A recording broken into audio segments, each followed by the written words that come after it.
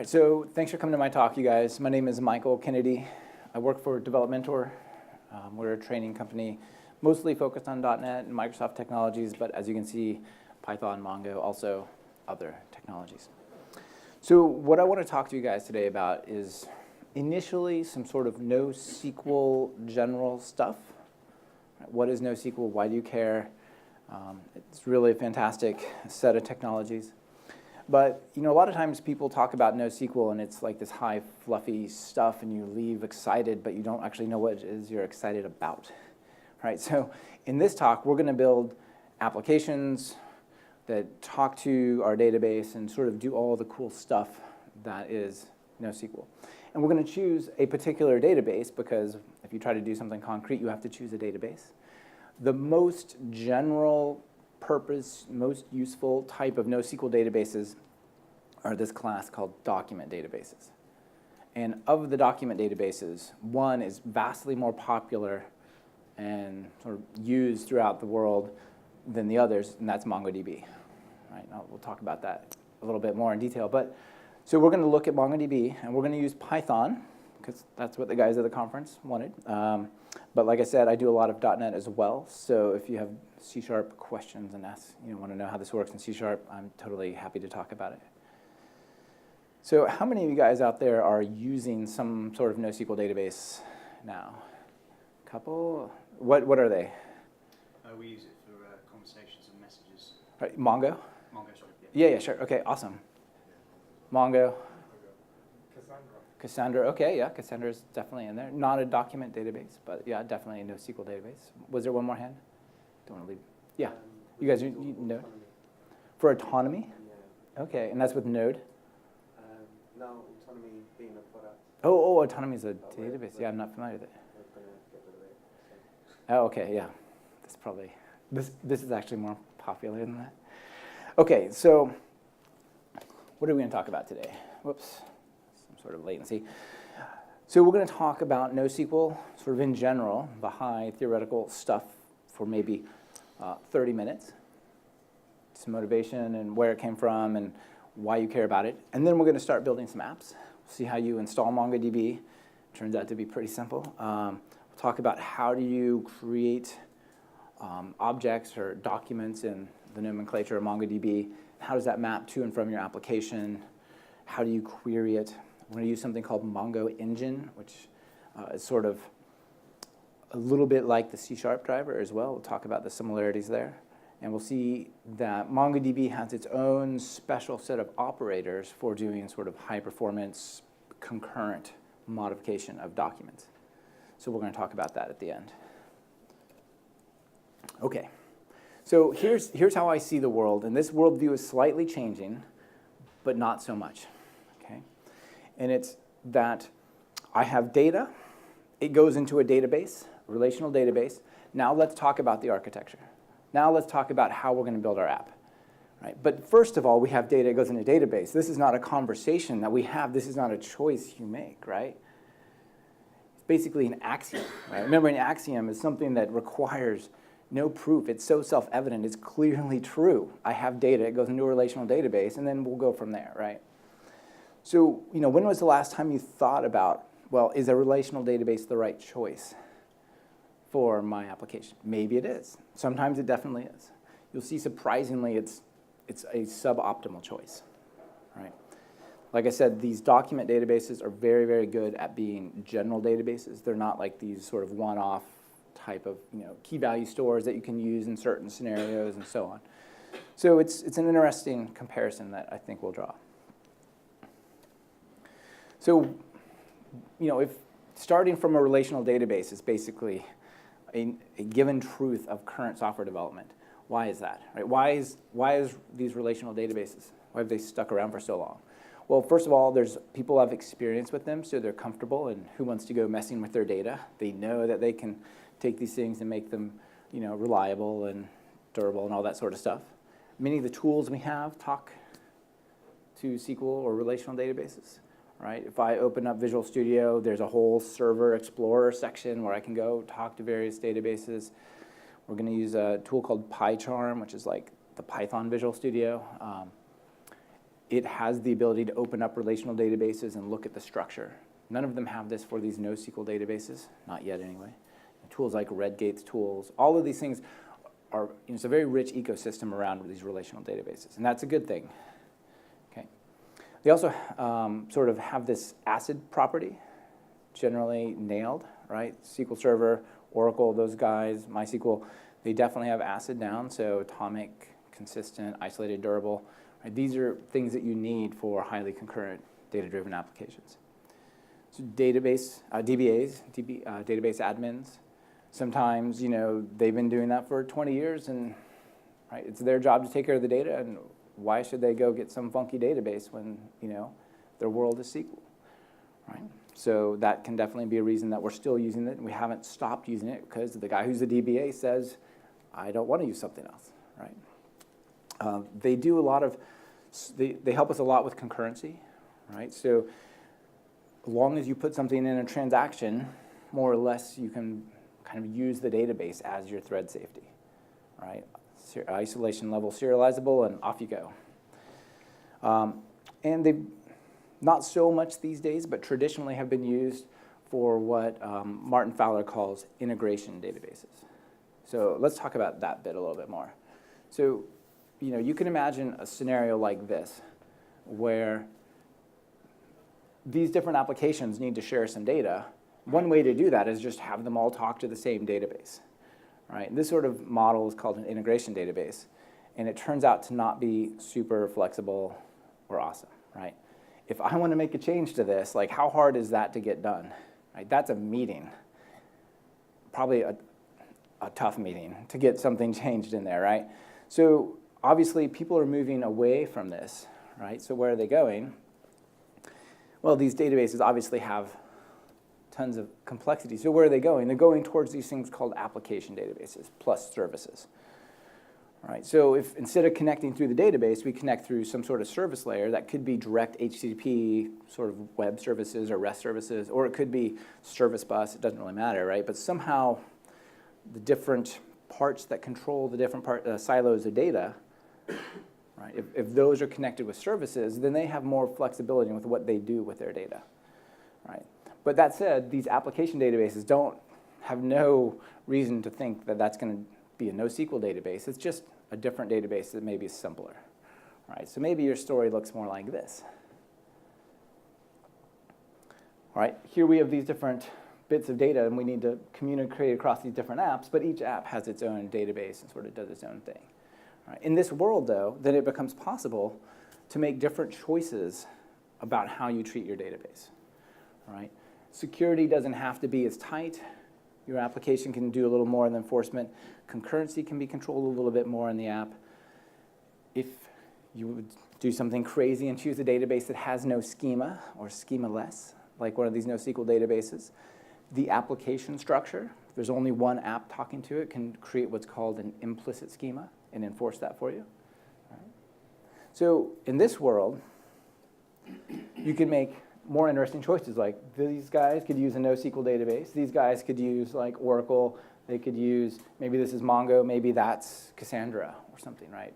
It doesn't really matter once you're talking over services, right? So moving this way means these sort of smaller teams can make more interesting choices about their data. All right, so we're talking about NoSQL, but I haven't really told you guys what it is. And if you go looking for a definition, it's a little bit challenging to find a clear definition. You'll hear some people say things, well, like, oh, well, NoSQL means not only SQL. No, it doesn't. That's a nice worldview that we can have these choices, but that's not what NoSQL means. That's not why it was created. I'll tell you about the history, and then you guys can decide if not only SQL means it. For example, well, maybe it means that there's no relational database. NoSQL means no relational database, right? That's probably not concrete enough. For example, in my kitchen, I have a toaster. It doesn't have a relational database. Is it a NoSQL toaster? Probably not, right? So what is it? Well, if you look at the history of the term, back in 2009, a bunch of guys who were working on building database systems that could be distributed somehow across clusters, basically working on horizontally scaling databases. Cassandra, big table, all of these guys. They met in San Francisco, and there was a guy who was going to it, said, look, we need a hashtag so we can talk about our meeting. And this guy named Eric Evans,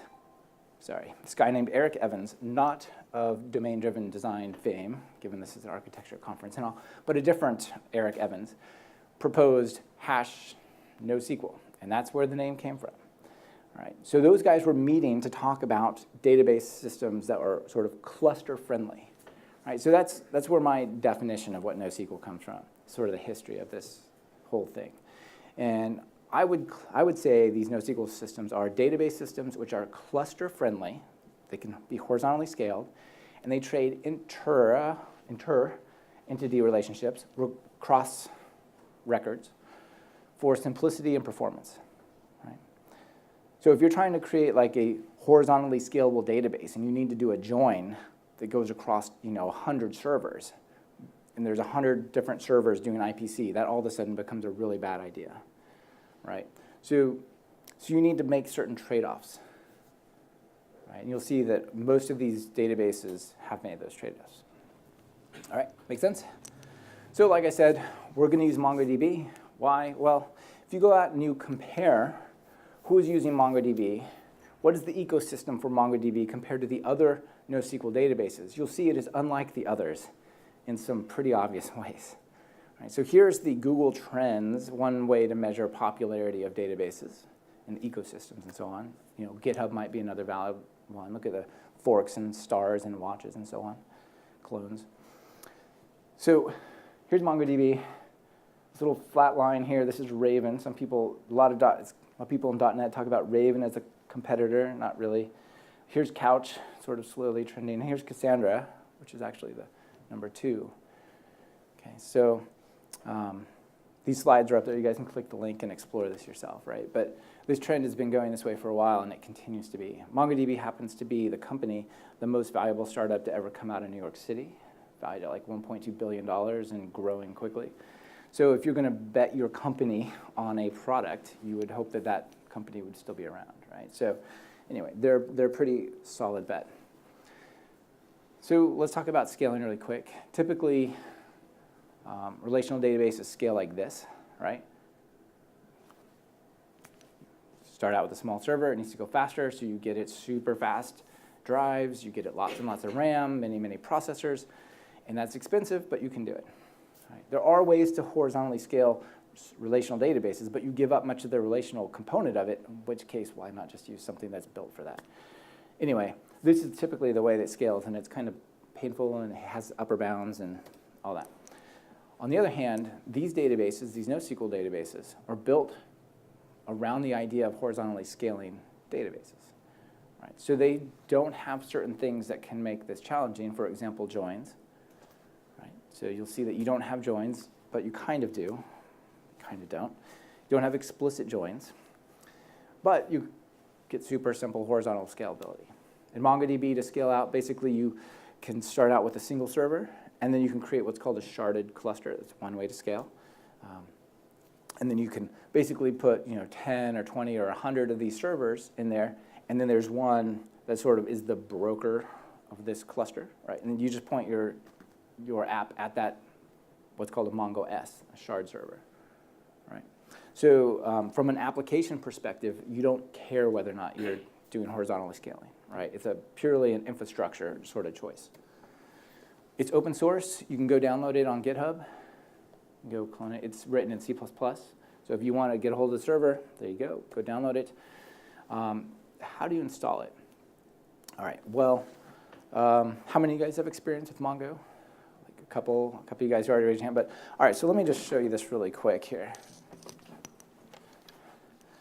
So I've already downloaded this because I don't trust the conference Wi-Fi, which is this one.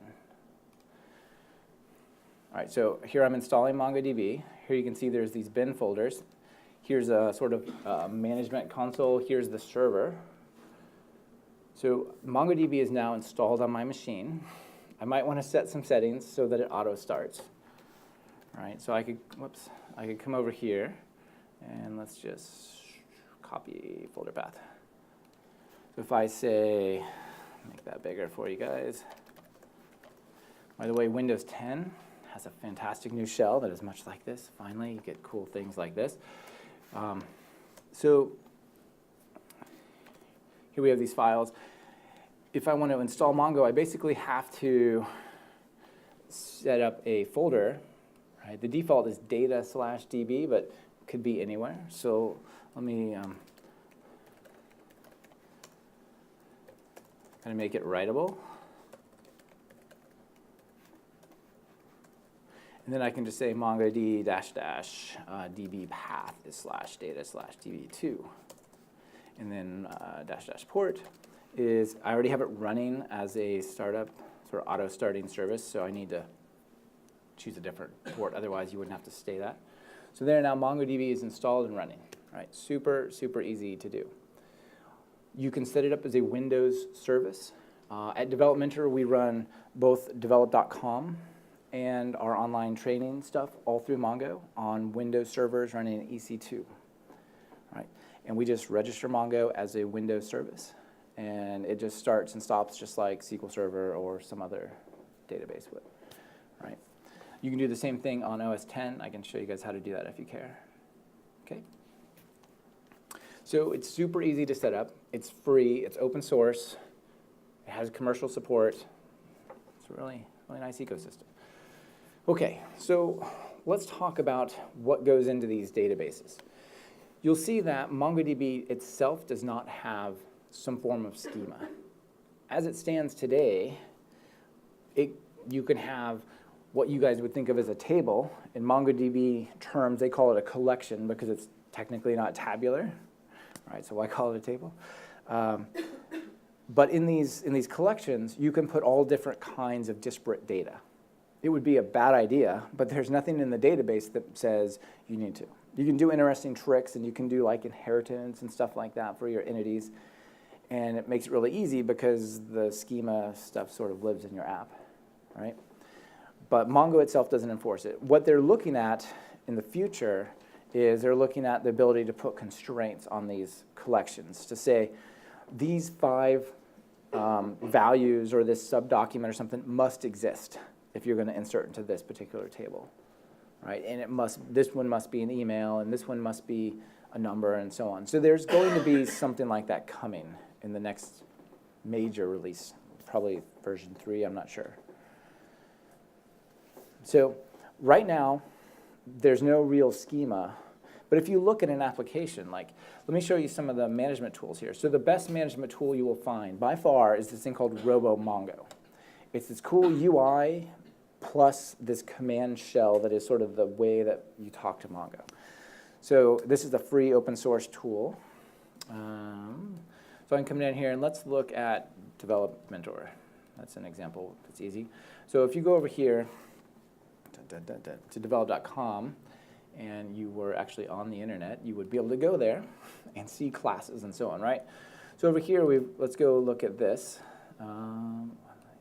Why are you not responding? There you go. Make this bigger. Can I zoom? Yes. Okay. So if we look in here, you see like here's our, like I said, what you guys think of as tables, but they're called collections.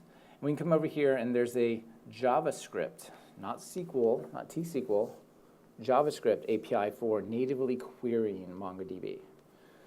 The documents themselves are stored in a format called BSON, for binary JSON. But when you look at them, obviously you don't read binary. Well, maybe some of you guys do, but I don't read binary, I read text. So they convert it to JSON, but it's not actually stored in JSON, it's stored in a binary tokenized version of like an extension of JSON. So here you can see our course. This is like literally if I could open up develop.com because we're on the internet, something you typically do in this century. I would go there and you guys would see this information, right? This is live out of our database, other than it's a copy. Right, so what's interesting about this? Let me page down. There we go. Go up a little. Up, up. So here, yeah, there we go. So here we've got a primary key. We've got things like you would see in a normal database. Let me go. I guess it's good enough. Things you would see in a normal database, like sort of column value, column value, column value. Like these are all standard. But if I go down a little bit, notice this. It's hard to read with the font, but it's open square bracket, close square bracket, right? That's an array. Let's go down here to, what is this, our C++ class. It has more interesting stuff. So here's a column, if you will, like, in quotes, of course, a column in our document, and it's an array of something, right?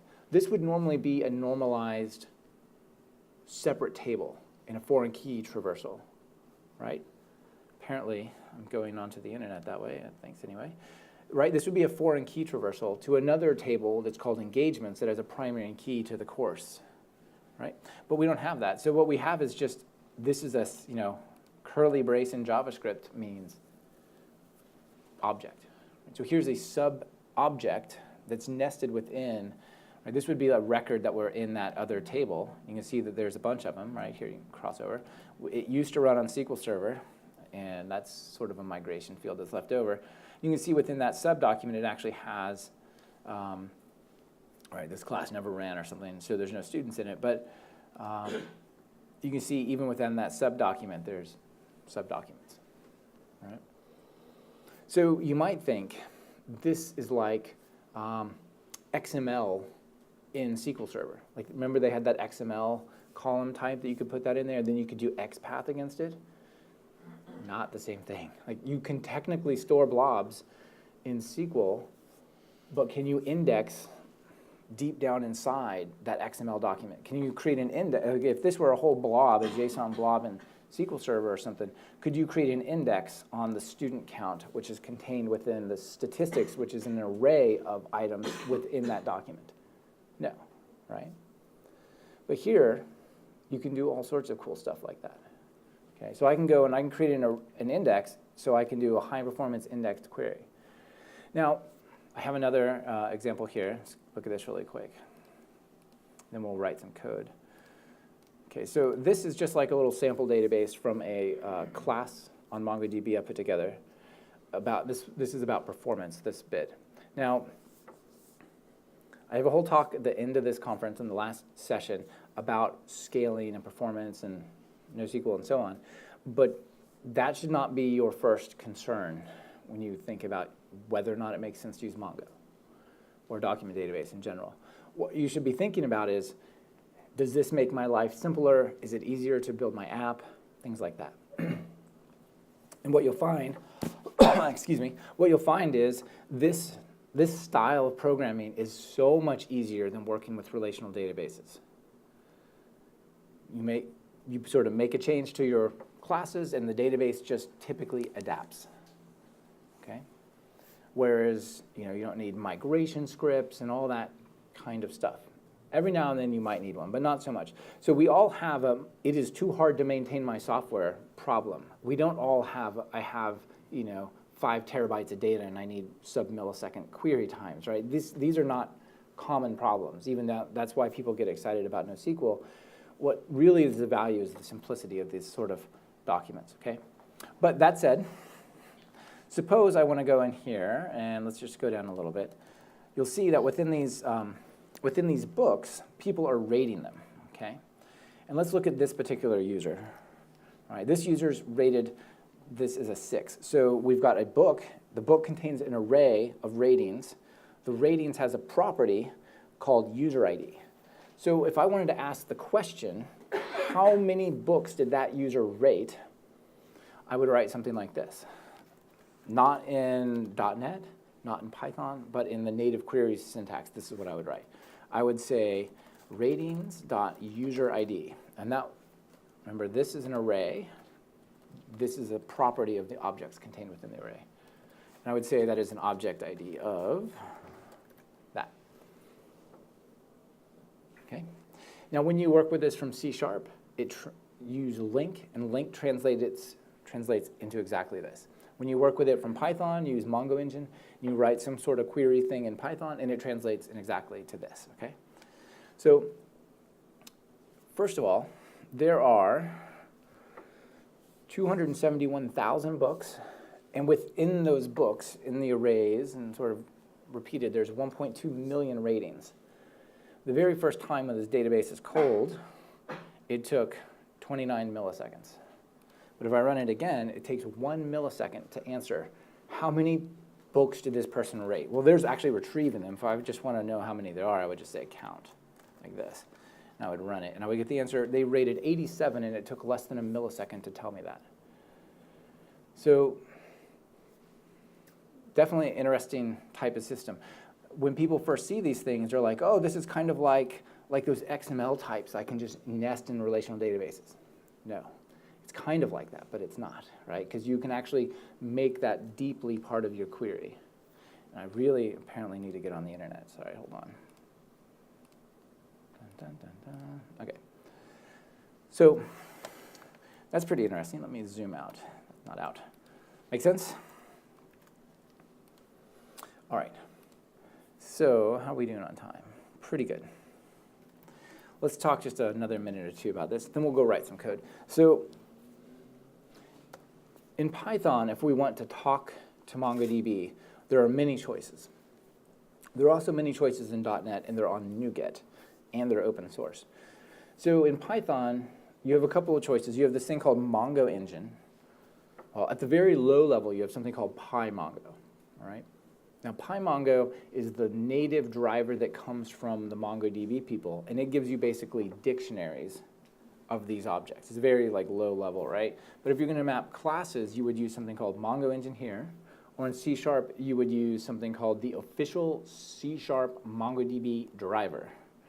These things that talk to MongoDB, in their nomenclature, they call these drivers, right, these libraries. So you can go get that off of NuGet. They're making major changes to it, and it'll be out pretty soon. But it's good as it is.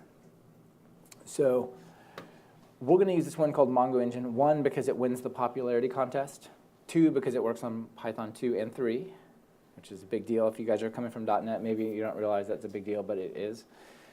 There's other choices like MongoKit. It's kind of popular, but only works on Python 2. SourceForge switched over to MongoDB, and they released the underlying layer they used to do that. Lots of different choices. Again, like most everything you'll find in the MongoDB ecosystem, it's open source, right? PyMongo is open source. The official C# driver is open source. If I were on the internet and I pulled up GitHub, you would see my recent history full of changes from what those guys are doing right now. There's actually 3 people who work at MongoDB full-time whose only job is to work on the C# layer, right? So that's pretty encouraging for .NET. There's one guy who works on the Python stuff. Okay, so like I said, most of this is almost exactly the same in C# versus .NET, versus Python. But the idea is you take these classes and you define classes, and then you serialize them to and from the database. And they can be almost any shape you want, except for you cannot have circular graphs, right? You can't have circular references because JSON doesn't support that. But you can have sort of interesting nested types. And ultimately, all these classes you define become fundamental types: strings, integers, date times, so on. Okay, so here's an example. We could create a book here, a class called book, and it derives from document, and it has a couple of fields: title, ISBN, author name, whether or not it's popular, and the reviews, and this is a list. Okay, and it's a list of book reviews. Here's what a book review looks like. It has a reviewer, a comment, stars, and it has properties. The properties are not saved, just the sort of the field types that we define explicitly here. All right. So the top level stuff is a document, which basically means it has a primary key. And the embedded things, they don't have a document. They don't correspond to tables or collections and so on. Okay. So let's go over here. And let's open PyCharm and look at this. I have a little bit of a starter project. And by the way, you guys can go to GitHub and download this whenever I push commit to GitHub, right? All my presentation demos will be up there pretty much right away. So we're going to have a simple little program here, and we're going to do a couple of things, sort of sketch this out for you. First, we're going to set up how we talk to Mongo, right? That's obviously required. Well, technically, it could default to localhost 27017, but it doesn't. So At least you need to say the name of a database to get started. And then I'm going to load up some data. And what we're going to do is we're going to use like an airplane scenario, maybe because I've been traveling too much lately and so on. But we're going to create some airlines and some travelers and flights, and we'll put people on those flights and so on. It's sort of a nice, understandable but sufficiently complicated model that we can do something interesting with it. And then we'll do things like, suppose we're running a website. We'll register a new user. We'll let them book a flight. We'll let them check the status of their flights, things like that. Okay. Now, this is not really a website because I wanted to keep it simple. Considered building a website, then I deleted it because I want to just focus on the data access, right? But obviously, this is typically used in the sense of, along with a database. So we're going to start by saying, basically add reference to the library, which in Python, you say import. So you say import Mongo engine, and then you wait. Because PyCharm has this cool feature that it like analyzes all your code, but it for some reason waits until you type a few characters to understand the entire Python structure or whatever. Now finally it's done. Okay, so down here, we'll just go over here and say Mongo engine dot register connection. And what do we want to do? Well, the first one is going to be, you can have multiple connections. So we're going to say this is our default connection. And then we're going to say the name of the database, SA Flight DB, as in software architect Flight DB, whatever. And then we'll say the host equals something. Now, it could just be the machine name, and there's a bunch of other properties, or I could say, use this sort of scheme-based connection string here. And I can put authentication, I can put server names, ports, database names, all sorts of stuff in here. So I'll say that, and I could probably put the database. If I was connecting to a cluster, like a replica set, I could put information about that. There's all sorts of things I could put into this, right? So this is much more sort of functional than just a simpler way to say the machine name and the port, okay? So once I say this, then for the rest of my app, I can sort of talk to the database, and it will use whatever I've set up as the default, unless I explicitly give it a different connection, okay? So the next thing I want to do is come down here and load up some data. Now, I sort of pre-typed, can't find that really. I pre-typed some data that is related to each other so that we can do interesting queries. I didn't want you guys to have to watch that. Oh, actually, before we do that, we need to define some models. So let's go to our database, or let's go to the thing that defines our schema and set up what we want to work with. So we're going to have a customer, and a customer is going to be something we're going to put into MongoDB. In C#, you don't have to do this. In Python, you do. So I need to say this is a document, and of course I got to add basically a using statement. So I'll say from Mongo engine import star. Right, now that's happy. So this is going to be a top-level thing. It's going to create a collection, and I can control that by passing a dictionary of various things. What's the name of the table or collection? What type of indexes do I want to use? All sorts of information like that. So I'll say collection equals, and we'll call this customers, plural. It could be anything, right? Paying people, make up something, right? That's the name of the data, the table or the collection. And then I give it fields. So maybe we want a first name equals, it's going to be a string field. And I can say this is required, yes. And then I can say I want a last name. And then let's say something more interesting, like maybe this person has an address. And this address is actually an embedded document of something called address, like address as in that class, right? So instead of saying I want to have two tables and I'm going to do some kind of join, you can't technically do a join in the server, but you can definitely do a join in your app. It's very common. Have these sort of related two separate tables with related entities. What we're going to say is typically when we access the customer, we usually want to have their address. So it probably makes sense to put the address in the customer record, so that's a single primary key query rather than multiple database calls. You got to think about how your app works and whether or not that's a reasonable trade-off. Because this makes getting a single customer slower. Granted, you guys saw like milliseconds slow, like 1 versus 2 milliseconds, but something like that. But it does have an effect. And if you put too much data in there, it can be a problem, right? So if you have 100 megs of data stored in one record, that's going to not be good, right? If you have a few K, if you have a few 100K, it's probably fine. It's a trade-off you got to make, all right? But in this case, we're going to say we're going to embed it, and maybe this has things like similar to this. Oops, didn't really mean to cut it.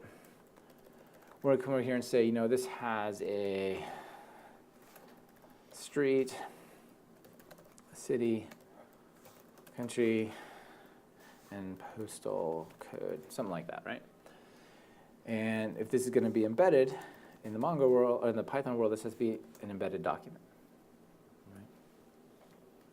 You'll see, because we're doing this, it has all sorts of interesting change tracking, and it only updates the parts of the document that you update when you push it back to the database and so on.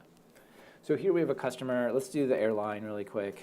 Let me just snatch a few of these things.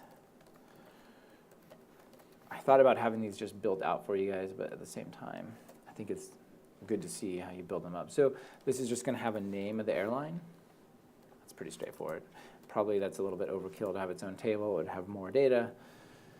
Over here in this flight, I may want to change the name of customers here to airlines, something like that. And this one to flights. Okay, so this is going to have different things like a number.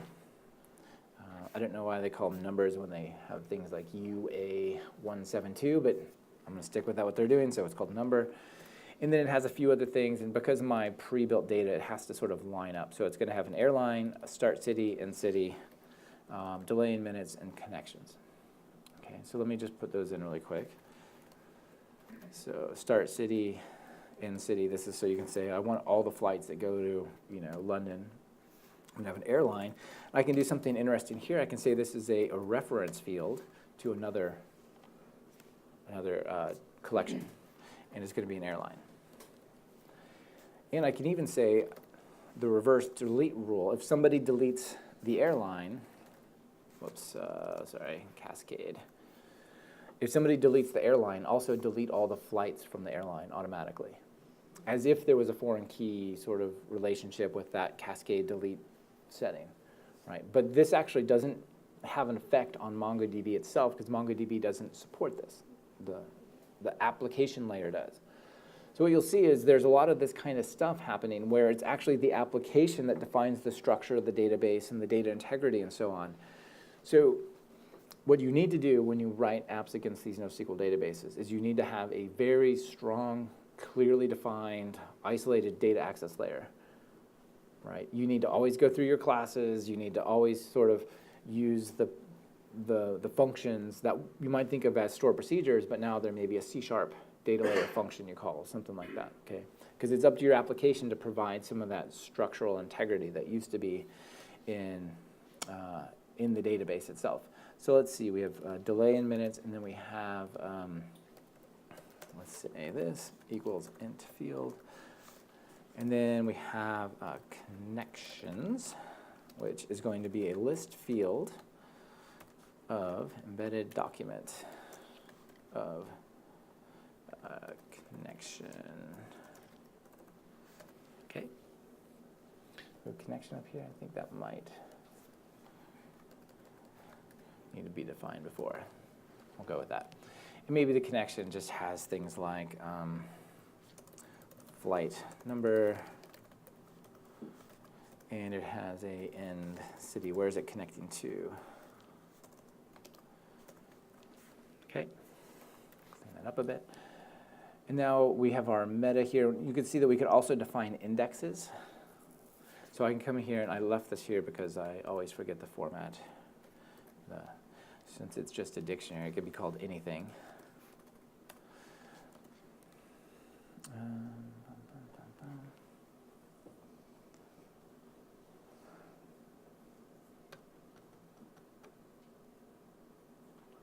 think I'm missing a curly brace. There you go. So maybe we want an index called find by number. So if we're typically going to look for flights by number, we might want to have an index. So you can do this here. In C#, you have to explicitly call a function that's going to create the index separate of this, but here we have this. And then trips, let's just say, oh, one more thing in the flights here. Passengers, because we're going to book a flight. This is going to be a list field of reference field of customer.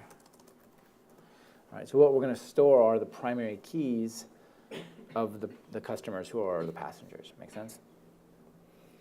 Okay, so I'm not sure if I need to finish writing this or what goes in there, so we'll find out.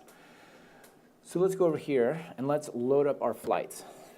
So if I uncomment this, and we'll see if I got this correct.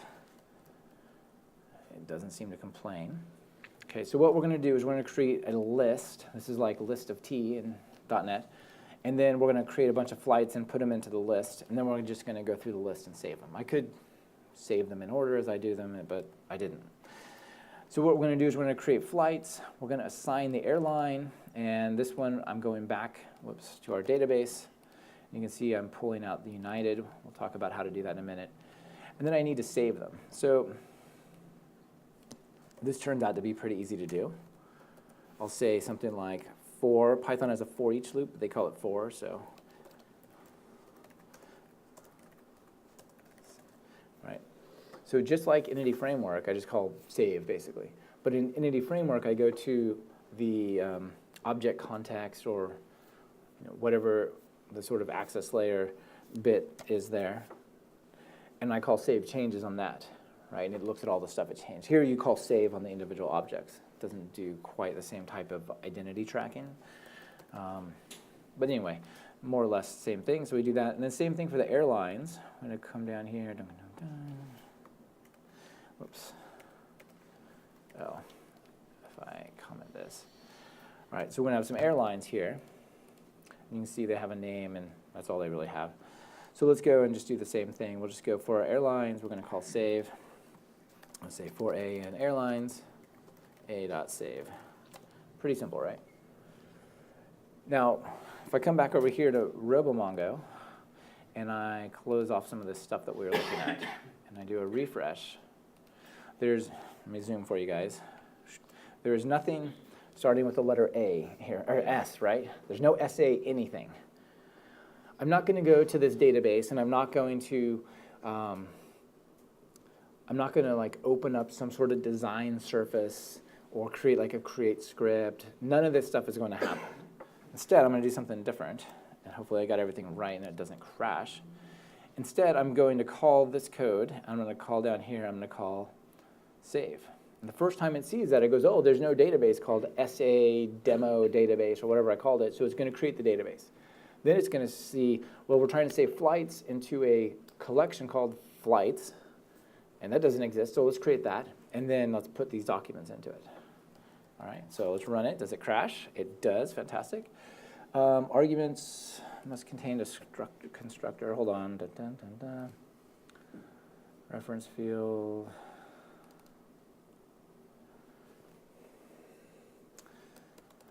What am I doing wrong here?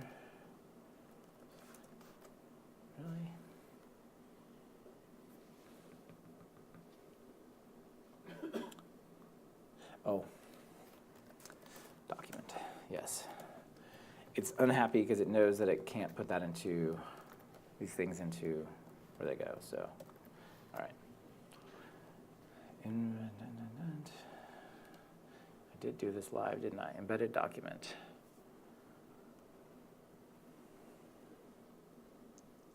Oh yeah, if you're going to make it an embedded document, it has to be, I think I said right in my slides, an embedded document. Okay, done. Now you notice it was a little bit slow the first time. That's because MongoDB pre-allocates like 64 megs of data plus a little bit more so that it doesn't like, do disk I/O for every like kilobyte that you write to it. So if we go over here though, and I come in and I say refresh, there's now an SA flight DB. Now, every now and then, RoboMongo is crazy and locks up. You may see me have to kill this. But if I go to the airlines, they're pretty boring. Can I go to the fonts here? Oh. make that bigger for you guys. Not really. Zoom. Okay, well, let's just zoom like this. So you can see those are there. And if I go to these, you can see, let's go find some interesting ones.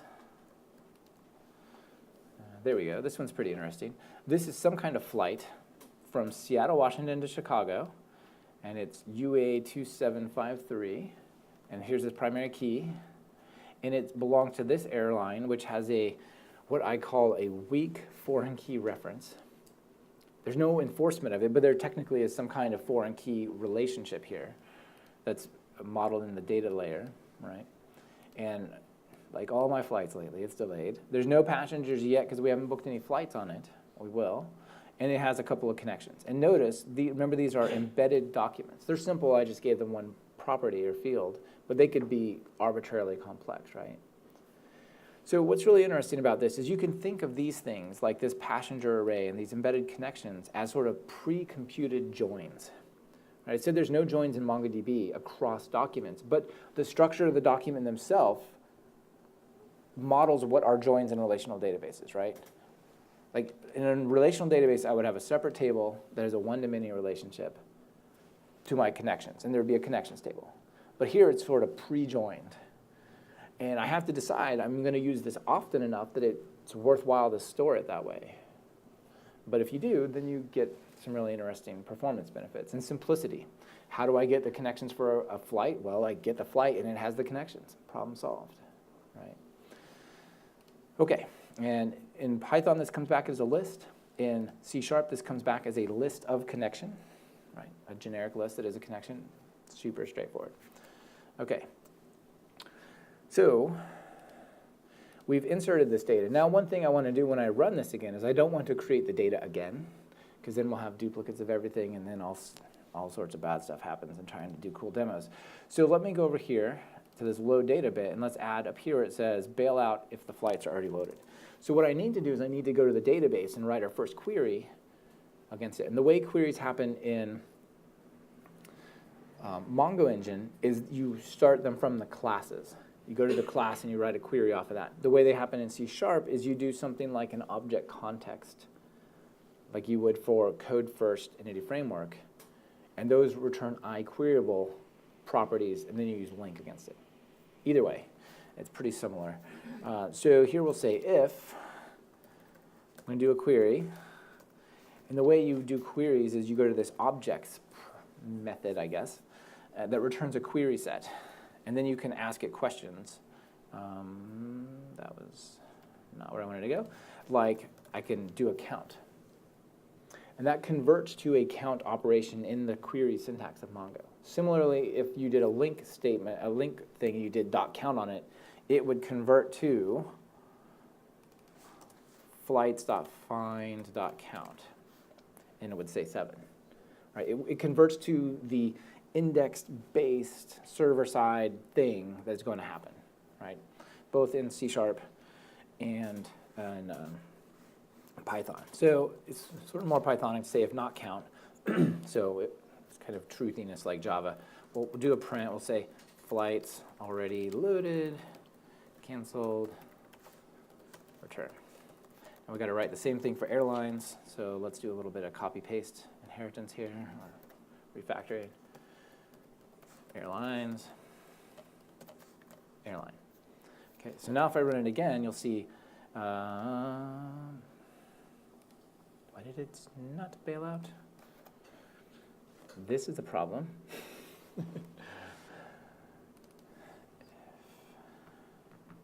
Oh, because I wrote my if backwards. Brilliant.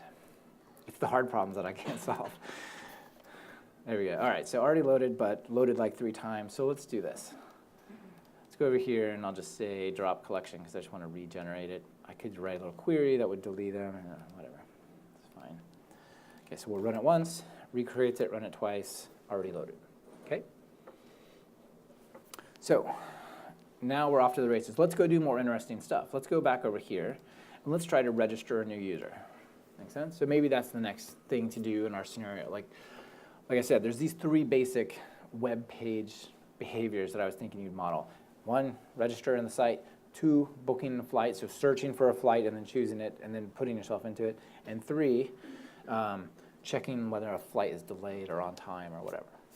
All right, so this is a simple one because it has very few dependencies. It's just create a customer object. So we'll say this. We'll say name, and in Python, the way you do like a console write line plus a read line is you say input, enter your full name, like so, and then we'll say C equals customer, and I got to import that in the top. So let's do like this. From core.data.load, data import star. Okay. There's our oh, no. Well, that would work, but that's not what I want. From core.data.models import star. All right. Now customer is good. So I can say customer.firstName equals, and let's do a little string split. So if you say your name is, Joe Smith, and get Joe and Smith separately. So I'll say name.split, right? This is just like .NET, split on this, 0. Let's go 1, that'll be last name. Because we're going to run this over and over, and I don't want to keep entering my name, I'll say if not name, print, canceled, return. And then what else do we have? We have the address. So we'll say that's address. Python, you don't use the new keyword. But basically, it's C#. So here we would say what? Street equals 123 Main Street. Let's do it like that. City. I use my city. I'm from Portland, Oregon. Well, we have a state, I believe. Sorry for the U.S. address style. Postal code. 97123. And then we say c.save with a lowercase s. And then we could say something like print. We just created what? Format. See, I told you it's like C# to JSON. Okay. So let's run this, and it says enter your full name. My name is Michael Kennedy, and I broke something. Apparently, the country is required. So this is interesting. I did break it, but there's no way to say a field is required or not required in MongoDB itself. But in these layers, I can, right? At the application layer, I can say the address field, you must have, what did I miss? Country, all right? Was that the driver? This is the driver, yes. It's technically Mongo Engine, which is on top of the official PyMongo driver, but yes, it's in the what they call the ODM. In these document databases, you don't have ORMs because that's an object relational mapper. You just have an object mapper, so sometimes they call it an ODM for object data mapper. But yes, then the Mongo Engine. And .NET version, we may have similar functionality, but it might work. Yes, exactly. And I'll pull up some .NET stuff for you guys. Just remind me, how are we doing on time?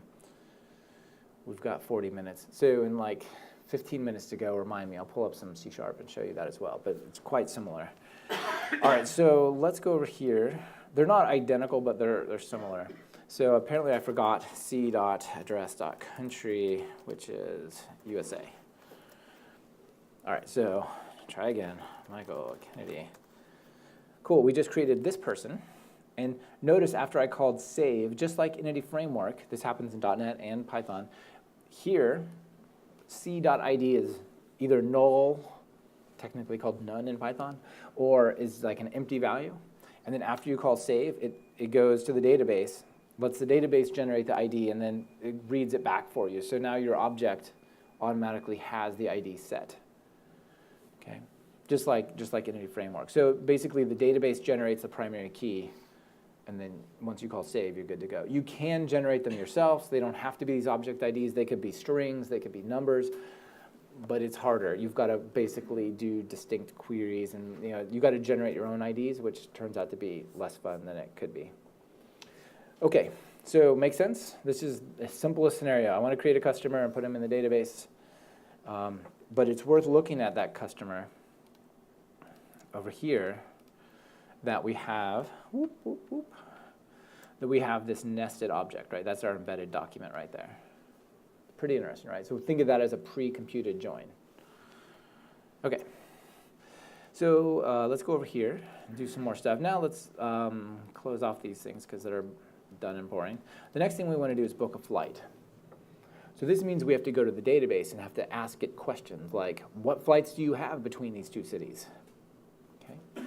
Now, just because I'm typing this live and I don't want it to be too complex, you're just going to say, I'm starting from Portland, and it'll show you all the flights that start from Portland. Or I'm starting from London, here's all the flights from London. Like, it's not going to, do routing or any of that stuff. So let's say we'll do a little print. Print booking a flight. And we'll say location equals input, right? Remember console write line, then a read line.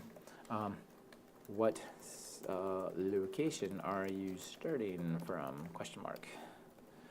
And then I can go to the database and I can do a query against it. Remember, if I'm going to query flights, I do that from the flight class here. I would do that from a flight property on a data context in C#. So I would go to objects, and I say, I'm looking for the, what did I call it in that thing? I called it start city. Right. So I'll come over here and I'll say start city equals location. And that's going to return what's called a query set. So I'll have flights equal this. And then just for now, just really quick, let me just print them out. Print curly 0. Curly 1 goes to curly 2. Yeah, okay. We'll do that for a minute. I might need to change this for a second. Flight dot number, flight dot start city, flight dot end the city. Let's just see that this runs in some reasonable way. Well, apparently it doesn't. Try one more time. Okay, so I don't care about that. Let's say I'm going from Portland, Oregon. I just know there's a lot of flights I put in there from that place. So you can see there's two things in the database. Portland, Oregon to Houston, Texas, and Portland, Oregon to Seattle, Washington. And that query took maybe a millisecond, maybe half a millisecond, right? Probably less. And granted, there's not much data here, but you saw with the book example, even with millions of records, it still takes like a millisecond. Okay, so this is pretty awesome. Now maybe I just want to write a little bit of code here to say, let me do this thing called enumerate, which will return both the index and the value in the for each loop. So I can put like this, comma I plus 1, and I can ask, okay, let's say, I'll call it num equals input, which flight do you want? And that means the number.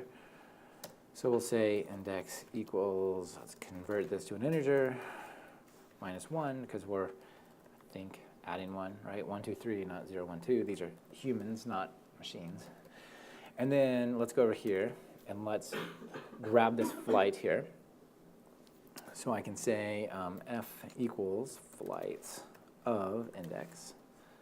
Then I can go to the flight and I can say passengers.append. That's like add in .NET.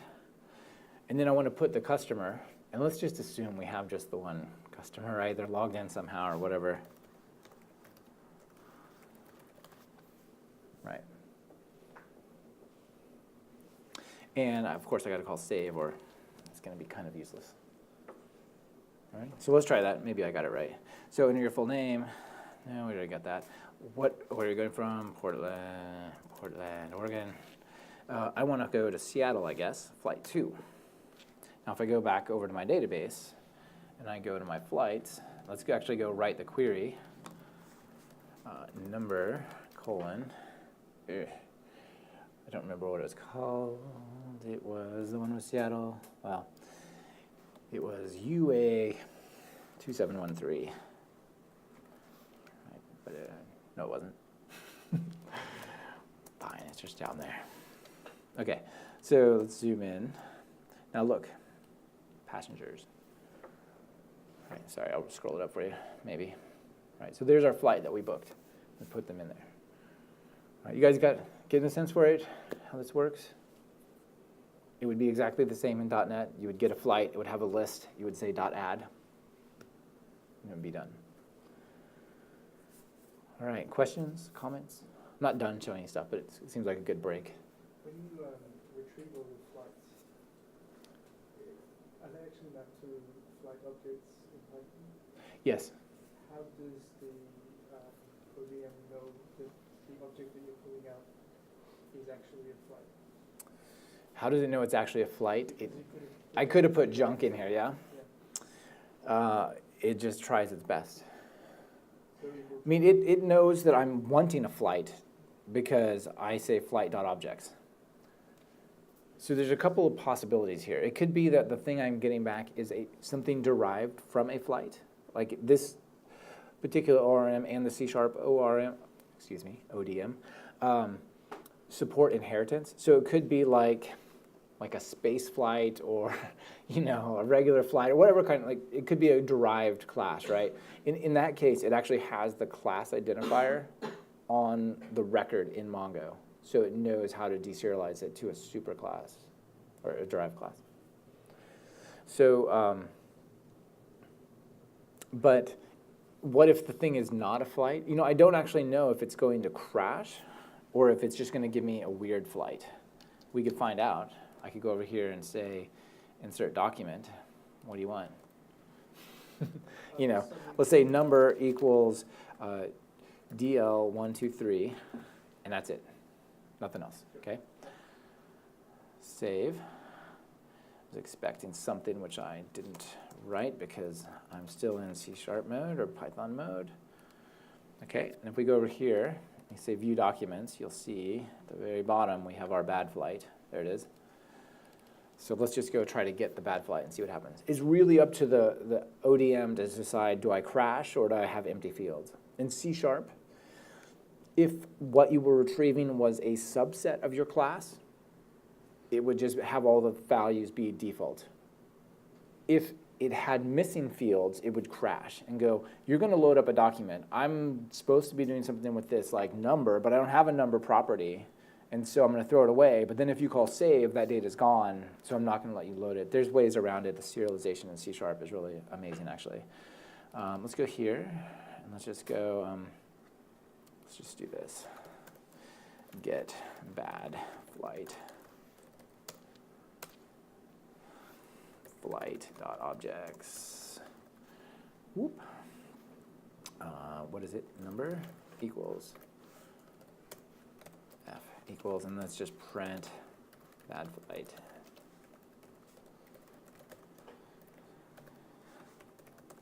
Yeah? Survey says, we don't know yet. Skip. Which flight do you want? Didn't add my skip. Hold on.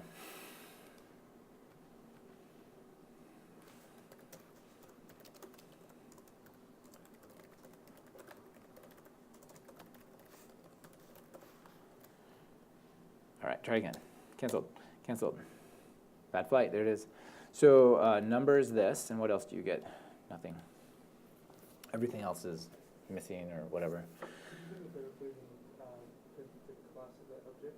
Yeah, no problem. Where is my bad flight?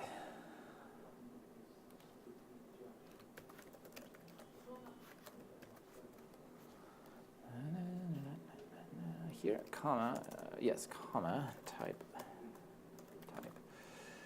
F, yeah?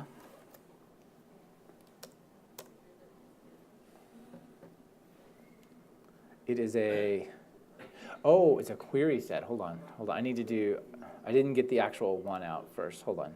It may still not be okay. You're right. So what I need to do is a first.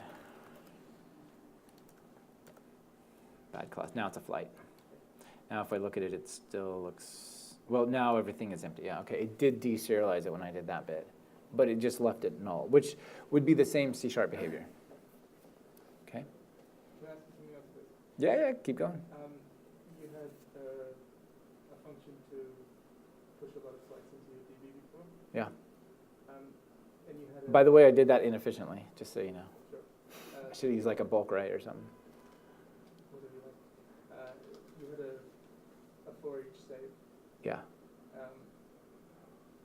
If the save call gets interrupted at some point, you probably get an exception in your ODM. Yes. But do you know what the state of the DB is? before it Yes. happens? It either all the way went in, on a record by record, document by document sort of mode. It either has the whole document in there or not at all. Because in Mongo, operations on individual records are atomic. You don't have transactions across documents, but within a single document, it is serializable, transaction-based sort of behavior. And there's actually operators like push a customer onto the passengers list. And that would do that sort of transactionally. So you could have that happening like from many threads in parallel, and it would not muck up your data at all. The way I'm doing it, it probably would. If I pull it back and like change the customer list and save it, that could be potentially a race condition. But if I use the update operators, then it would not, right? But it's sort of that reason that the individual document is going to be fine. Chances are if you get an exception, it was never saved, it was never written. But you won't get like half a document. Make sense? Yeah. Yes, sorry, you're next. In terms of your design, the classes that you define, they're very Mongo specific. Yes. Like metadata on how to save yourself, things off to Mongo, etc. Now, I assume those wouldn't be your sort of domain objects where you've got business logic, etc. So would you have a domain object which then gets translated to the data object, which is Mongo specific, I think, consistent? Right, so the question is, just for the camera, is would I have separate domain objects rather than just these that I've defined here? You know, if you take a step back and you look at the way the document databases work, they're very, very friendly to the sort of domain-driven design concepts, like the natural aggregate roots and stuff from the whole like Eric Evans DDD sort of time. So in some ways, like, they're quite close to what you would want to put into the database and have as your domain objects. I guess I would probably make them my domain objects only because, you know, there's the risk of bad translations as much as there is anything else, I think. But it depends on the size of your project, right? Are you building a 100,000 lines of code website or a 1 million lines of code website, right? These are probably different choices. If I was building like a service layer where I was returning these over like HTTP RESTful services or something, this is probably not what I would return. I'd probably do something specific for the API that I was trying to build. But for what my app uses, I would probably use this as my domain models, because I can put validation and other stuff in those classes that the ODM doesn't care about, but will be there, right? But what I would definitely do, which I haven't done, is build some separate layer that I use to access the database, like a database service thing I call give me all the flights, search these, like I put all my query logic into one place deep down and just say call this. Because the more free form you get, the more certain types of, like, if you have duplicated data or other conventions that might not be respected all the time. So the more you can put that through a single layer, the better. You had a question as well. Can I ask a more general question? Yeah, sure. Is there any particular reason you might pick Cassandra over MongoDB, or is it all political? Why would I pick Cassandra over? So Cassandra is interesting. It's what's called a column store database. And so it's closer, I mean, maybe you know better than I do, but it's closer to a relational model with columns and tables than this. And I really like both the lack of structure, just letting the structure be defined in the class, as well as the sort of pre-computed, most optimal use case nested documents.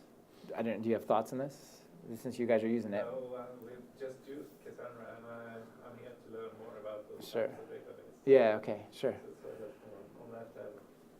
Yeah, I mean, don't have a lot of experience with it. I kind of know how it works, but just enough to know how it works. Yeah.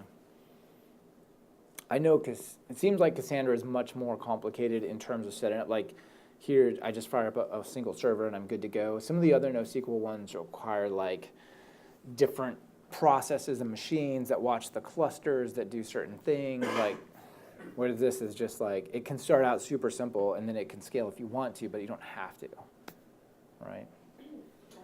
Yes? Do you know when you are defining tables in SQL, you define your table, Yeah. and you need to add another column statement. Yeah. And here you are defining the tables while you're creating the objects on backend, right? Yeah. What if you need to add another column? This is a great question. So if I have to add a column or embedded document or whatever, how do I do that? So there's a couple of ways. One would be to go over to my models, and suppose we want to add a discount rate or whatever, I don't know, which is a float field here, yeah? So if I run this, go down here, you can see I'm accessing the database, and still it has this new field, but if I go and look at the database, it's not in any of the records yet, right? So sort of until I actually make a save back into one of those flights, nothing's going to change. But if I were to call save again on any flight, like if I actually say 2 here, and you go back over and rerun this query, this one, you can see this one. Oh, I guess I never set it, so it left it out. Anyway, I could set it to be something. I didn't say it was required or anything like that. But if I had set a value on it, then it would start showing up, but only in this record. And that can be a little challenging. So what I find that I'll do is one of two things. You could write, like, what would be a migration script up here? I could say, you know, $set discount rate to be 1 or whatever. Like there's a statement I can use to like set that on all the documents, or remove it or rename it or whatever. Or you can just go and change your classes and just load up every class and call save once, right? You can have this scenario where one of them will have the field like the column, and the other ones will. If you don't do one of those two things, you'll easily end up in a situation where there's some of the documents don't have all the fields, okay? That may or may not be a problem, right? Because your class in memory will have it. It'll have the default value, which maybe is what you would put in the database anyway, and then if you make a change, then it gets saved. So it might be okay, but it gets tricky where you start doing queries into the database before you've resaved them all. And if you were to do a query, find me all the ones that have the default value, well, you'd be missing some if you hadn't updated those records. Whereas if you do something in memory, it looks fine. But if you do it against the database through like .objects or link or something like that, then it goes all haywire. So I encourage you to somehow like do a resave or a modify script. In C#, I almost always do the resave because I have more faith that C# will translate it exactly the way C# should translate it, rather than me tweaking the documents by hand, and then that will serialize right. I know if I call save on C#, that's how it's going to be, and that will deserialize perfectly, right? Okay, so speaking of C#, let me first unzoom. Okay, let me just show you guys some C# because we only have a few minutes left. Do I have some? Yes, I do. All right, welcome to Windows 10. Well, not yet. Got to watch the progress bar. So I'll pull up our website at develop.com, and I'll show you how we're doing some stuff in Link and .NET there, because I know you guys, like 98.2% of you said you're doing .NET. So the ideas are very similar, but let me just show you what that looks like. Okay. Come on. Perfect. Okay, so let's pull up Visual Studio here. And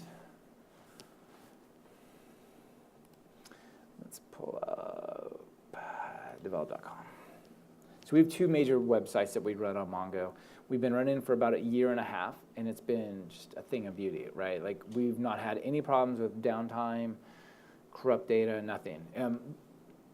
It used to be that MongoDB, under certain circumstances, wouldn't quite flush to disk if the server would crash or whatever. But since like 2.2, we're on 2.6, that's like 1.5 years or something, maybe a year, they have strong journaling, just like SQL Server and Oracle do. So you can go yank the plug on it, and it will survive as well as SQL will.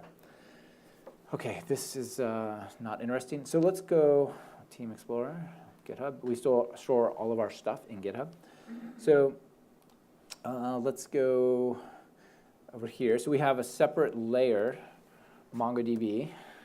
And in here we have our models. So we have a course. Let me just run it for you really quick in the background while this is coming up. So here's all of our collections in the database, just like you saw me create these classes. So like here's a course, and these are things we use in our app, but it's not required. Right? This I support initialize is some really awesome stuff for hierarchical things in MongoDB and C#, and Python doesn't have it. And I'm thinking of doing a pull request and a patch to Mongo Engine to add this, because this is so cool. So check this out. This private thing doesn't get written, but here's our primary key. It's an object ID. This one we can say, we can add these sort of serialization flags to say only put that in the database if it's not null. Right? We can say it controls the time zone serialization. So when you get it back, is it UTC or is it local time? And here's all sorts of standard stuff. Nullable booleans it supports, integers, strings, blah, blah, blah. A list of embedded documents, so on, right? So super straightforward. I can't get to the Google to get the web fonts, so it looks a little funky. But here you can see is all of our stuff. Like here's the MongoDB class for .NET that I wrote. Right? All this stuff is coming straight out of Mongo, which the font's not loading or freaking it out a little bit. But so here's a class, and when you create one, we automatically populate those lists so that you can just say .add. You don't have to go if it's not null, or if it's null, set the list, right? Just forget it. Just create them all. And then we've got this MongoDB data context, which is somewhere there, wherever that is. And go to course, right? We expose, get me the queryable collection of course. So go to the database, pull back a collection called, and it just uses the type name for the name. And it's just an iQueryable of this. And then from here on, it is, it's just on. You can do whatever you want. So if I go find usages of this, there should be like hundreds of them, except they're off the screen. Actually, not so many, because they're all in my repository, like I told you guys they should be. Yes? Come over here and then go away. So for example, like this is a thing of beauty right here. Look at this, you guys. From C in courses, where the ID is that singular default. This should look super comfortable to you guys. And that does the same type of query you saw me write over here, by the way, wherever I wrote it, which is what, this one, where you would just say, I had this one right here, right? It does this sort of translation and sends that across, executes it on the server. All right, find course by number, where the number is this, singular default. What else can we find? Here's something slightly more interesting. Go to the course groups, where we're not excluding empties, where the subarray has any items, or the subgroups. The courses, where there are any courses contained within the subgroup, right? That's a nested array of IDs. Or there are any subgroups, that's a nested array of group documents. Like this is for these things up here. So when I click on like .NET, it'll show me like popular, core.NET, and so on. Those are the subgroups. And if I go to like Python, like these are the courses just in there. Make sense? Questions, comments? Yes? From a developer's point of view, it looks an awful lot like Entity Framework with Code First. I'm quite relaxed about that. What gives me the screaming heebie-jeebies is the slide you had on at the front, at the beginning of the presentation, with the horizontally scaled out databases. Mm-hmm. Now, I don't know an awful lot, but my understanding is that they're not replicated databases in the sense that they are exact mirrors of each other, and that there's some kind of strange notion that they will all become in sync over time if you wait long enough. You definitely want to go to my talk tomorrow afternoon because it's all about that. But keep going. So when I see the classes that have soft references to customer to whatever it was, Sure. how does it know where to go? Sure. How do I know that if I run against this particular instance, the app will run fine? From So- the this instance, it's not just going to crash in its ass. All right, for the camera, the question is, first of all, this looks a lot like Entity Framework code first. My comment is, I'm pretty sure they got Entity Framework code first from some of these concepts. They want you to be able to do what you do in Mongo and other document-style databases, where you just create the classes and then Shazam, you're good to go. The problem is with those Entity Framework code first, they're completely awesome, just like Mongo, until you touch the first time, then they calcify, however that is. Then you've got migrations and upgrade scripts, and right, you run into all those challenges that you normally have the second you've created like one of them, right? And you better keep your migration scripts in sync with where you got to go and so on. Now, the other question, really the root of what you're asking is, how do you deal with eventual consistency in MongoDB? Unless you go to significant efforts to create eventual consistency, MongoDB is 100% strong consistency, no eventual consistency.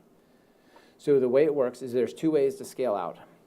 One, through replica sets, where there's like a cluster, like 3 or 5 databases that are staying in sync. By default, you can only read and write from the one primary, and then the others sort of replicate for durability and failover and so on. But you're not allowed to read from the ones that are doing the replication. You can only read and write from the top one unless you choose to bring in eventual consistency. And if you're doing the sharding, the horizontal scaling for like parallelizing reads and stuff, there's no eventual consistency. There's one server called a Mongo S, a shard server, that controls where the shards go, but you query against it, and it's always got that completely under control.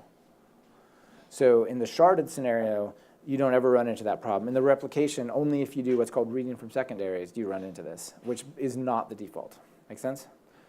Kind of, I think I would like to get my hands dirty and play with it. Yeah, I know. It's all kind of fluffy and weird and different. But by default, one of the things I super like about Mongo over other databases like think Raven or whatever is this strong consistency, just like SQL, just like Oracle. I insert, if I immediately query it, I'm guaranteed that it's in there as long as it said it, put it in there, right?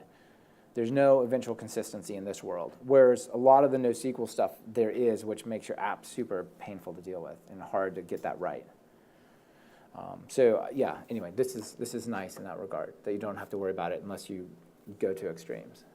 Yes? Is there a way of putting your hooks in so that you could do the equivalent of triggers, run some code when a new document gets inserted into a collection? Is there a way to put in something equivalent of triggers? There's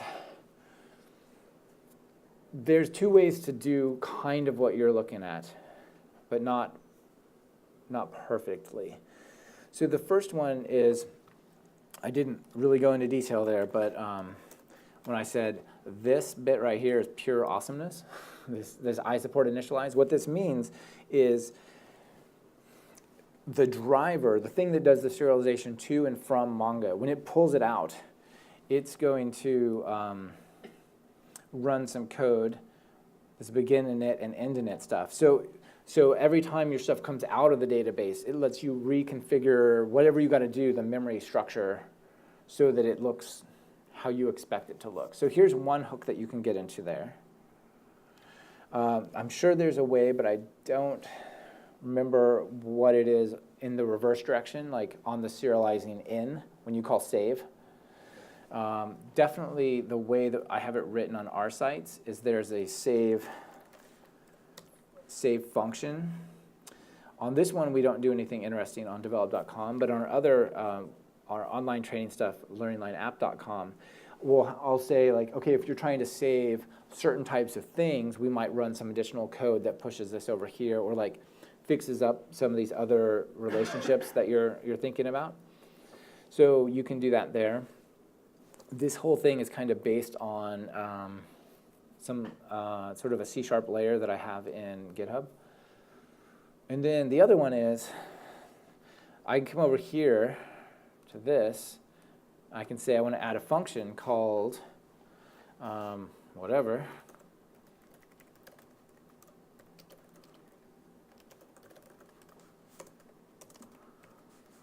Right?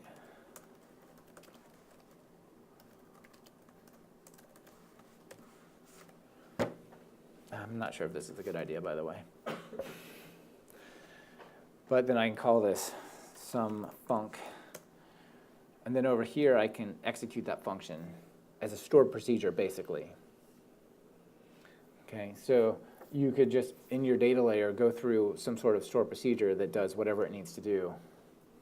Now, it's JavaScript, it's not T-SQL, but it's sort of in the server, and it's all good to go. I personally don't like that so much because so much of what's happening in the database is kind of controlled in your app that this one little bit is now kind of isolated from everything else, and it's a little weird. Are there any performance benefits of using it rather than the source? Well, if it was doing something chatty, it doesn't have the network latency, right? So maybe that is a reason to do it. I mean, the MongoDB guys are not pushing this as like a great thing to do. But they do support it, right? But it's not like, oh, this is the fix for everything, use these JavaScript functions. They're more like use the drivers, use what's called the aggregation framework. They also support MapReduce, but they encourage you to use something called aggregation instead, which is pretty amazing. Okay, 4 more minutes. Questions? So can you expand on MapReduce versus aggregation? Yeah, sure. So MapReduce is a pair of JavaScript functions. One that does sort of a filtering step, and then another does some kind of transformation or aggregating step, right? And it's very popular from things like Hadoop and these other sort of distributed NoSQL things. MongoDB has that, but since about version 2, I think, they've decided that there's a better way to do these things.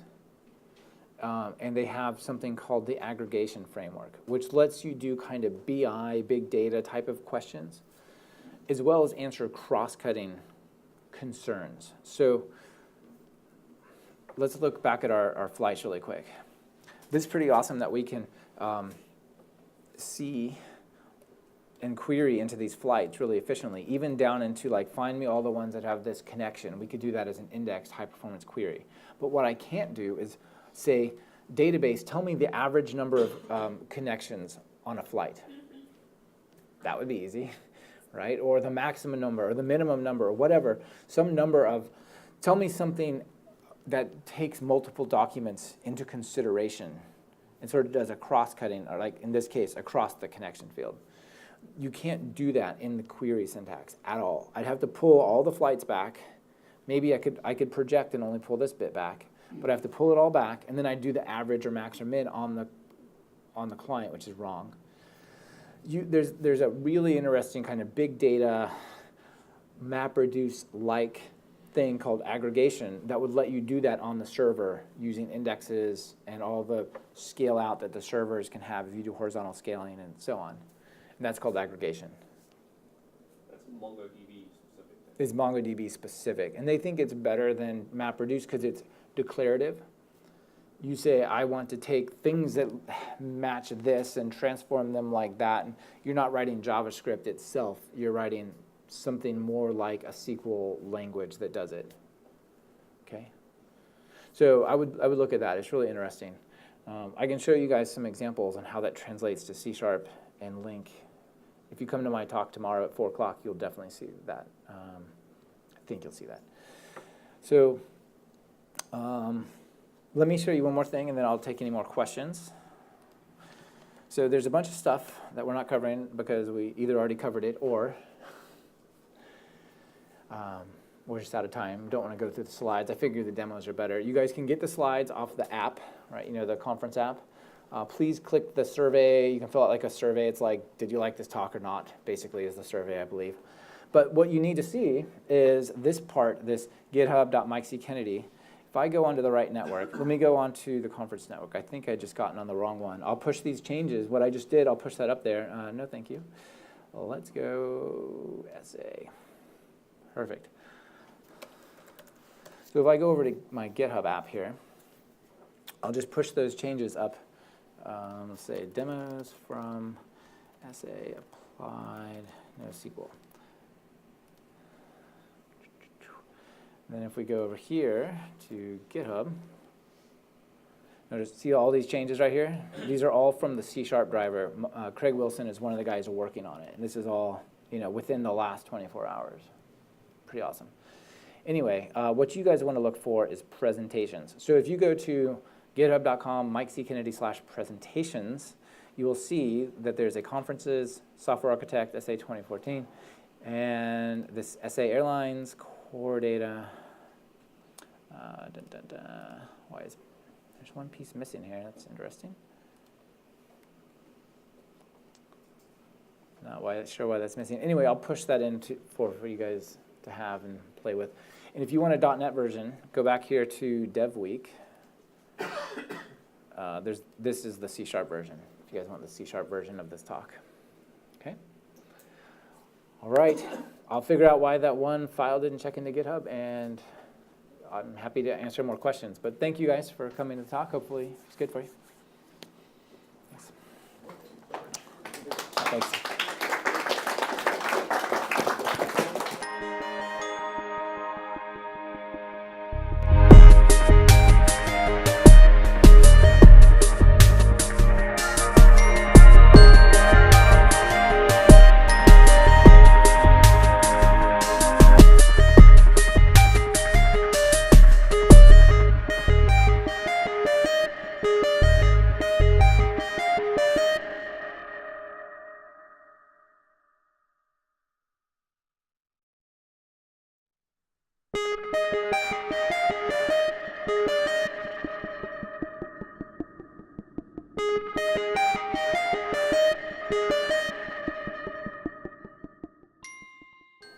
All right, so thanks for coming to my talk, you guys. My name is Michael Kennedy.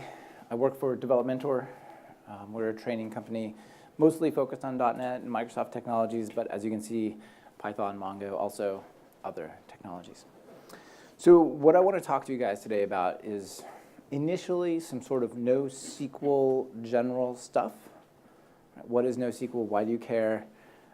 It's really a fantastic set of technologies. But a lot of times people talk about NoSQL and it's like this high, fluffy stuff, and you leave excited, but you don't actually know what it is you're excited about. Right? So in this talk, we're going to build applications that talk to our database and sort of do all the cool stuff that is NoSQL. And we're going to choose a particular database because if you try to do something concrete, you have to choose a database. The most general purpose, most useful type of NoSQL databases are this class called document databases. And of the document databases, one is vastly more popular and sort of used throughout the world than the others, and that's MongoDB. Right? Now, we'll talk about that a little bit more in detail. But so we're going to look at MongoDB, and we're going to use Python, because that's what the guys at the conference wanted. But like I said, I do a lot of .NET as well. So if you have C# questions and want to know how this works in C#, I'm totally happy to talk about it. So how many of you guys out there are using some sort of NoSQL database now? Couple? What are they? We use it for conversations and messages. Right, Mongo? Mongo, sorry. Yeah, sure. Okay, awesome. Mongo. Cassandra. Is a relational database the right choice for my application? Maybe it is. Sometimes it definitely is. You'll see surprisingly it's a suboptimal choice. Right? Like I said, these document databases are very, very good at being general databases. They're not like these sort of one-off type of key value stores that you can use in certain scenarios and so on. So it's an interesting comparison that I think we'll draw. So, if starting from a relational database is basically a given truth of current software development, why is that? Right? Why is these relational databases? Why have they stuck around for so long? Well, first of all, people have experience with them, so they're comfortable, and who wants to go messing with their data? They know that they can take these things and make them, reliable and durable and all that sort of stuff.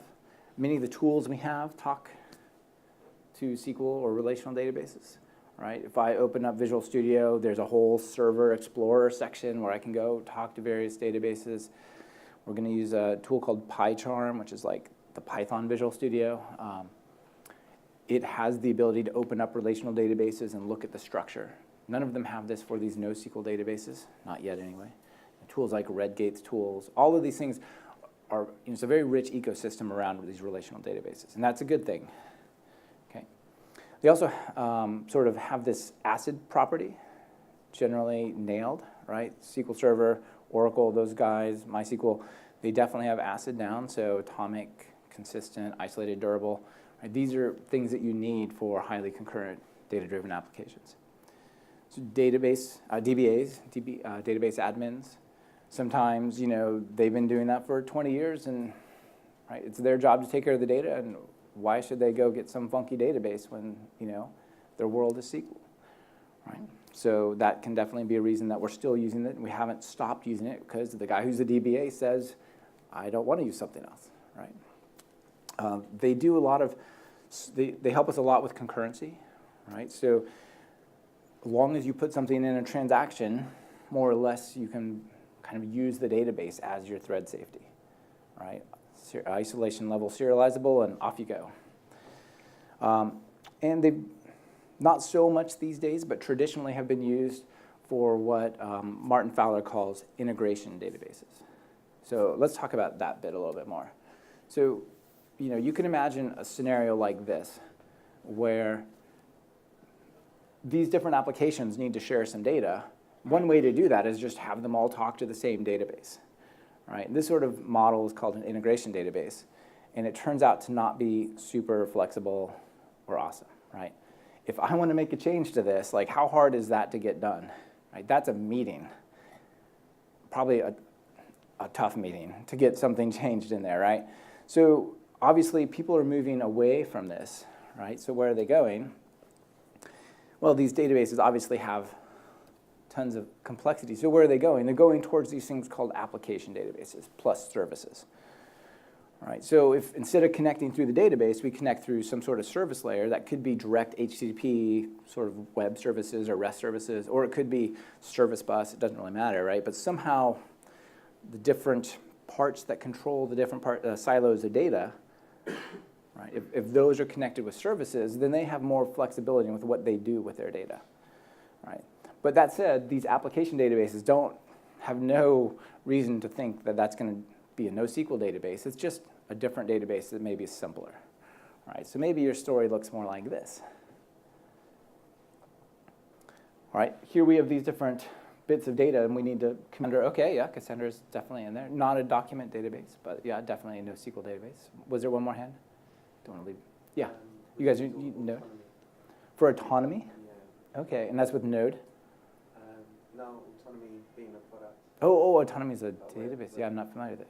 We're going to get rid of it. Oh, okay, yeah. That's probably, this is actually more popular than that. Okay, so what are we going to talk about today? Whoops, some sort of latency. So we're going to talk about NoSQL sort of in general, the high theoretical stuff for maybe 30 minutes. Some motivation and where it came from and why you care about it. And then we're going to start building some apps. See how you install MongoDB.